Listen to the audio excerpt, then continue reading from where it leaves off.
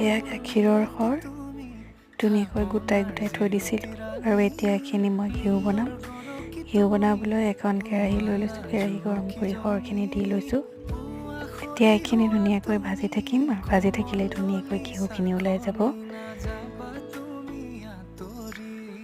এয়া ধুনীয়াকৈ ভাজি আছোঁ, চাব এতিয়া অকণ দেৰি পিছতে ধুনীয়াকৈ ঘিউখিনি ওলাই আহিব, তেলৰ আকাৰত ওলাব। যেতিয়া সেইখিনি ঠাণ্ডা হ'ব তেতিয়া গোটা ঘিউ হৈ যাব। এয়া চাওক ঘিউ ওলাইছে লাহে লাহে তেলখিনি। এয়া এতিয়া এইখিনি মই ধুনীয়াকৈ চাকনি এখনেৰে চাকি দিম। চাকি দিয়াৰ পিছত এইখিনি ঘিউ ওলালে আৰু এয়া ঠাণ্ডা হোৱাৰ পাছত এনেকৈ গোট মাৰি গ'ল। এয়া ঘিউ বনোৱা হৈ গ'ল ঘৰতে।